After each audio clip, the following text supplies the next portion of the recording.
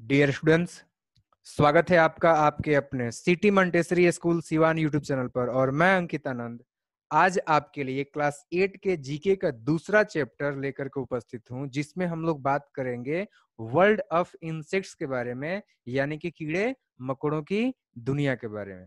ठीक है, इसमें हम लोग जो है एक एक्सरसाइज के माध्यम से जो है कुछ कीड़े मकोड़ों के बारे में जानकारी इकट्ठा करेंगे। और वो एक्सरसाइज जो है आपका है कि कुछ ब्लैंक्स जो है दिए हुए हैं क्वेश्चंस में, और उनको जो हमें फिल करना है। ठीक है, और उसके लिए जो है राइट साइड में आप लोग देखिए एक हेल्प बॉक्स दिया हुआ है। इधर की तरफ में आप लोग देख सकते हो हेल्प बॉक्स दिया है, उसमें जो आपके कुछ वर्ड्स दिए हैं, क्लू दिए हुए हैं, और उन्हीं से जो है हमें सेलेक्ट करके और फिर जो है आंसर करना है, और फिर जो है हमें ये फैक्ट्स याद रखने हैं। ठीक है, चलो तो बात करते हैं पहला क्वेश्चन क्या है। तो पहला क्वेश्चन आप लोग ध्यान रखिए कि पहला जो क्वेश्चन है वो है, it is estimated that there are billions and billions of insects on the अर्थ।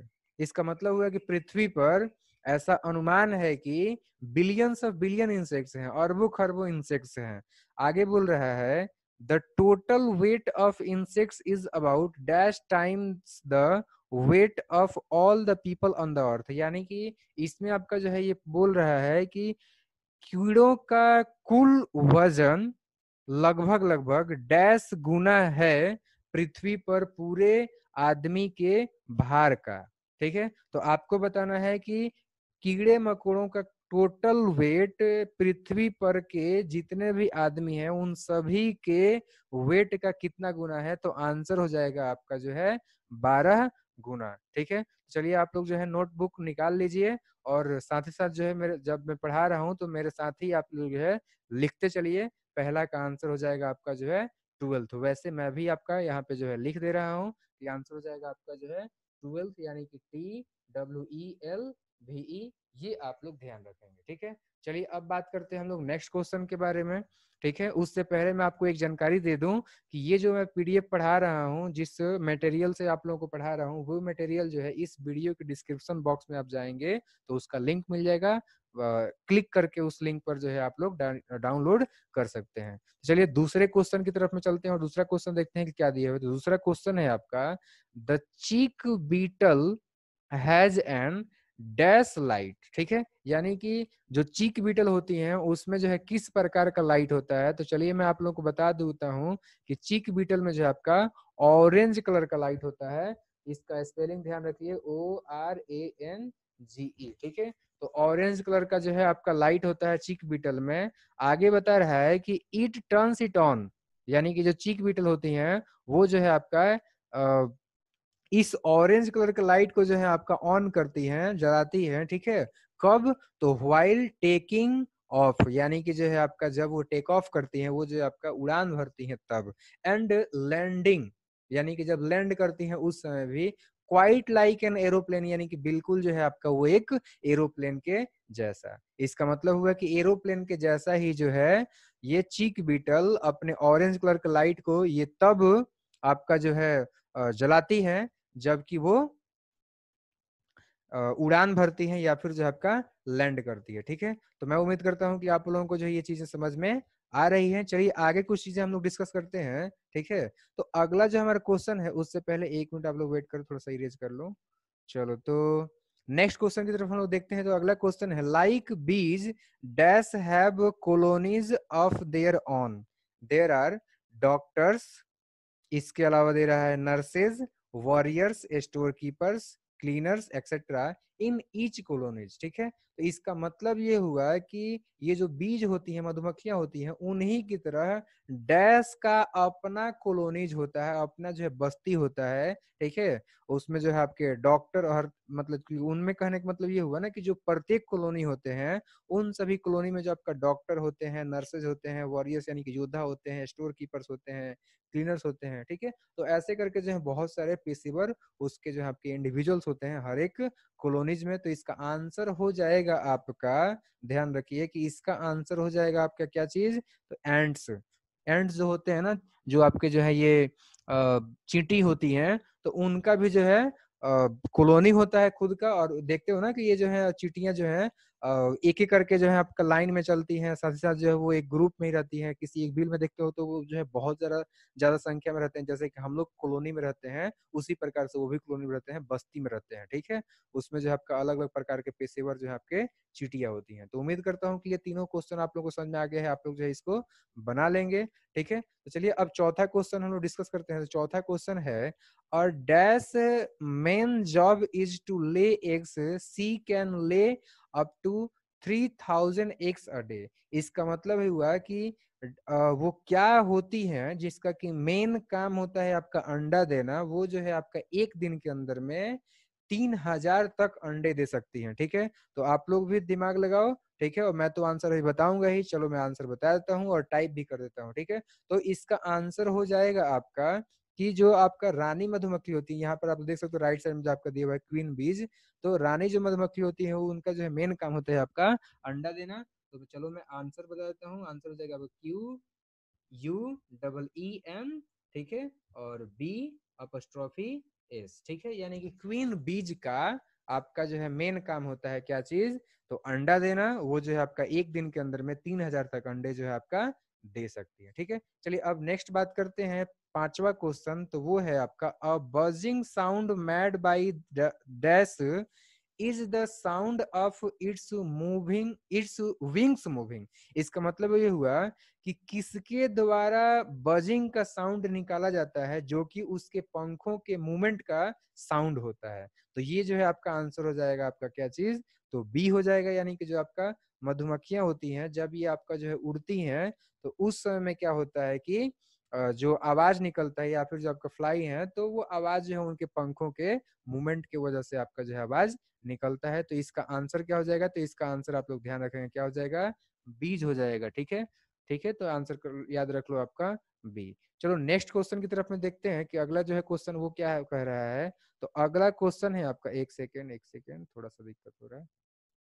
चलो तो चलो नेक्स्ट क्वेश्चन देखते हैं। अगला क्वेश्चन क्या है, a dash dies after its sting. यानी कि वो क्या है, वो कौन सा इंसेक्ट है, कीड़ा मकोड़ा है जो कि आपका स्टिंग यानी कि जो है डंक मारने के बाद आपका जो है वो मर जाता है। तो वो है आपका हनी बी। ये जो हनी बी होते हैं ना, मतलब मधुमक्खियां जो होती हैं, वो अगर किसी को काटती हैं तो काटने के तुरंत बाद जो है वो आपका मर जाती हैं।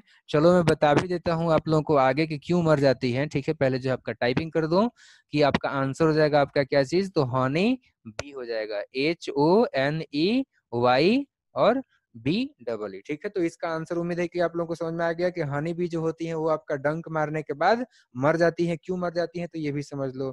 क्योंकि क्या होता है ना कि उनका जो आपका डंक होता है वो आपका जो सिरेटेड होता है, ठीक है। और इस वजह से जब वो किसी व्यक्ति के बॉडी में डंक मारती हैं तो डंक को तो इंसर्ट कर देती हैं लेकिन निकाल नहीं पाती हैं। जब निकालती हैं तो क्या होता है कि उनका डंक उनके मतलब जिसके बॉडी को वो काट रही है, डंक मार रही है, उसके बॉडी में ही रह जाता है। और सिरेटेड होने की वजह से क्या होता है कि उनका जो डाइजेस्टिव सिस्टम का कुछ पार्ट है, यानी कि जो उसका पेट है, ठीक है, उसका कुछ हिस्सा जो है जो शिकारी जीव है उसके बॉडी में ही रह जाता है। और इस तरीके से जब इसका पेट ही नहीं रहेगा तो इसका बॉडी ही आधा खत्म हो गया। इस तरीके से क्या होगा कि वो हनी भी मर जाएंगे, ठीक है। तो उम्मीद है कि छठा क्वेश्चन भी समझ में आ गया।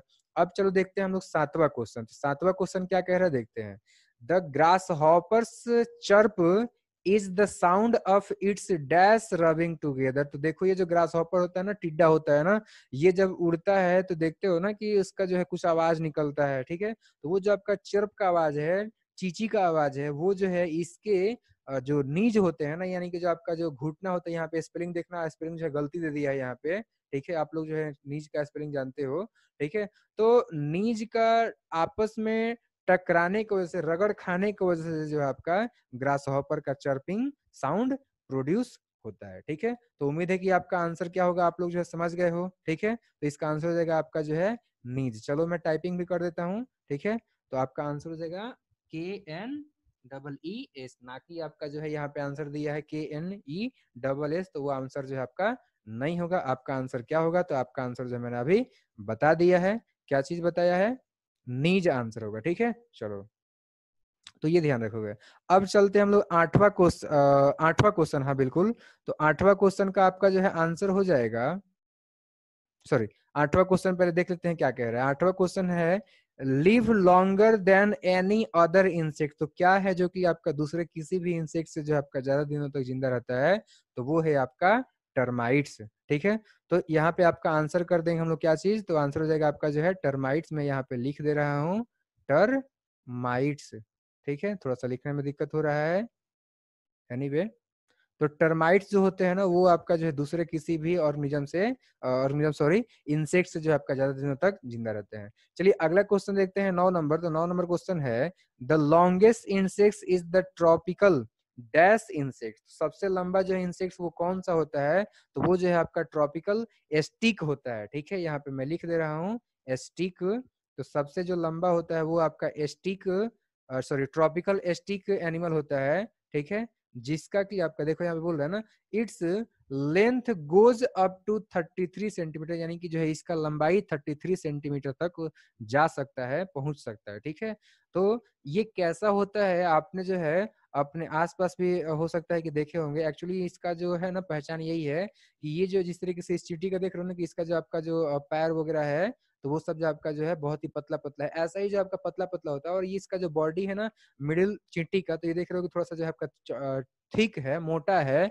लेकिन स्टिक का देखोगे तो पूरा बॉडी जो आपको लगेगा कि जैसे वो जो है झाड़ू का तिल या फिर जो पतला पतला जो नीडल लाइक स्ट्रक्चर्स होते हैं ना, उस तरह का रहेगा। ठीक है, और ये जो आपका ग्रीन कलर का या फिर जो है ब्राउन कलर का आपको देखने के लिए मिल जाएंगे। तो इसका आंसर आपका मैंने क्या बता दिया, इसका आंसर हो जाएगा आपका जो है स्टिक। ठीक है, अभी मैंने बताया था यहाँ पे जो इसका आंसर हो जाएगा स्टिक। ठीक है, चलो तो ये ध्यान रखना आप लोग। और इसका मैंने जो है आपका 8वां नंबर का बताया था टर्माइट्स। चलो 9वां नंबर क्वेश्चन देख लेते, 9 तो हो गया ना।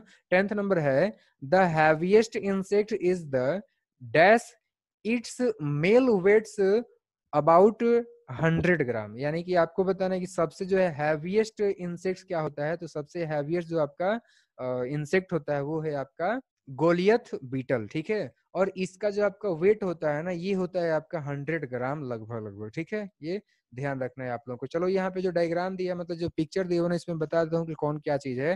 तो यहाँ पर जो पिक्चर दिया हुआ आपका जो है एंट है, और यहाँ पर जो दिया है वो आपका टर्माइट है। ठीक है, और यहाँ पर जो है आपका एक मधुमक्खी का आपका जो है फिगर दिया हुआ है। यहाँ पर आपका गोलियथ बीटल, जिसका कि अभी मैंने बताया था कि जो मेल होते हैं ना, उनका वेट 100 ग्राम का हो सकता है। ठीक है, और ये सबसे ज्यादा जो आपका भारी इंसेक्ट्स होता है। ठीक है, तो उम्मीद करता हूँ कि आपको समझ में आ गया है। पीडीएफ नीचे दिया हुआ है, आप लोग जो है उसको डाउनलोड कर लीजिए और अपने नोटबुक के अंदर में उसको उतारिए, और इन सभी क्वेश्चंस को जो है आप लोग कीजिए और सीखिए, याद रखिए। ठीक है, ये सारे फैक्ट्स आपके जो है एग्जाम में आ सकते हैं, ये सारे क्वेश्चन। ठीक है, थैंक यू।